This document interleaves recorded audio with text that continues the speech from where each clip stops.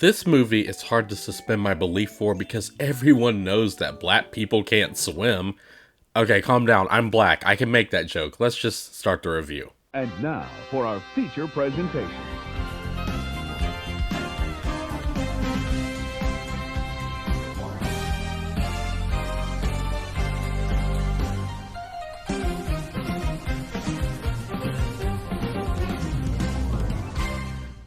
I walked into the theater of the movie in my head going, I can't wait to watch The Little Mermaid because this shit is about to be mid. I walked out the theater going, damn, this shit was actually decent. Disney remakes have been extremely mess. This last one that came out did not stick the landing at all. The only one that surpasses the original is The Jungle Book. The only one that is as good as the original movie is Cinderella, but everything else misses the mark. Long live the king. God, that was so lame. The last good one was Aladdin, and even that had its share of problems. The Little Mermaid is not as good as the original despite it following the exact same structure. The movie has some welcome new additions that improved on the original source material. For instance, the spell that Ariel has on her causes her to forget what her goal is once she gets on land, and it gives way for new story elements that work exceptionally well. We even get a new song about her thoughts as she's in this environment that's sung through her thoughts because she can't speak, and it flowed easily with the movie's story structure despite it being new.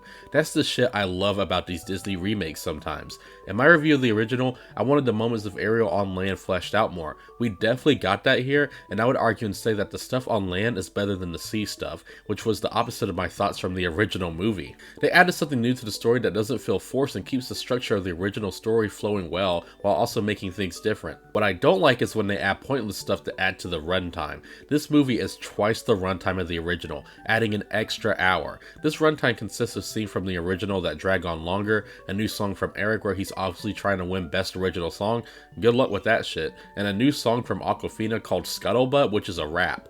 This song completely stops the flow of the movie and feels so unnecessary.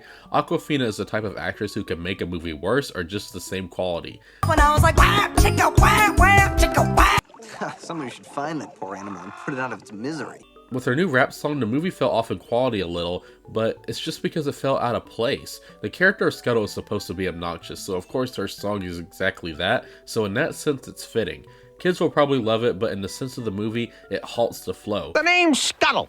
It was really Scuttlebutt, but I changed it for obvious reasons. Remember the swamp? Remember my song in the swamp when I was like, whap. I honestly would rather play through that one level in Kingdom Hearts than listen to this song over and over again. The CGI looks really good on Scuttle though, but Flounder, he looks even worse on the big screen. There's a fine line between realistic and cartoony that can fit into live action like Sonic, and Disney didn't get the message. And surprisingly for the sake of the audience, Flounder is in this a lot less than he was in the original. He's in it for probably a maximum of 4 minutes. The CGI isn't half bad. The big money obviously went towards Ariel underwater because she actually fits in with the environment of the open ocean. Other characters look kinda goofy underwater, especially Triton.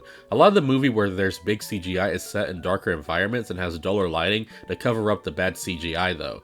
The music of Under the Sea is where most of the underwater budget went, because while it's not as colorful as the original, it's still somewhat beautiful, even if Under the Sea's melody is nowhere near as catchy as the 1989 one. Rob Marshall is the director of this movie, and he brought to life one of my favorite musicals, Chicago. The direction of this movie's musical numbers are honestly not bad given the circumstances. Not only is making a musical hard, but making one underwater is a real task. The movement and choreography of the characters in every song is a lot of fun and translates well into live action. Halle Bailey as Ariel is the movie's saving grace. She perfectly plays into this character longing to be a part of the human world. Her delivery of her lines, her body movements she does as she looks upon the shore, and the desperation of her voice is perfect. My favorite Disney song of all time, out of the thousands of them, is Part of Your World. I was scared they were gonna mess it up. I'm just gonna say it. Wish I could be part of that world. Halle Bailey's performance of Part of Your World does the original justice and made me tear up. She has the vocals, and it is even shown more so Under the Sea when she sings alongside with Sebastian, which is another nice change. Melissa McCarthy shines as the Sea Witch Ursula. It's honestly perfect casting because she embodies everything about the villain. Her nasty attitude, her sly delivery of the lines, she gives justice to the cartoon. So the performance of the hero and villain of the story are the biggest standouts this time around. It's also nice to get a little bit more depth to Prince Eric. We get to see more of his royalty life. The chemistry between Hallie and John Who Were King is definitely there, and even though Ariel can't talk while they are together, they still have a sweet romance that naturally blossoms. David Diggs as Sebastian is hit or miss. The accent feels authentic in places, and it feels off, like he is trying too hard. He does have some funny lines, and most of the comedy came from his character, just like in the original. Overall, The Little Mermaid is a lot better than the majority of Disney remakes. While it's nowhere near the original and drags on a long time, Hallie and Melissa's performance are top notch, and some new story elements help this movie stay afloat. There, you got the rhythm now. Swim this way, we'll dance and we'll play. Now it's very easy, come on and just take a chance to shake a fin.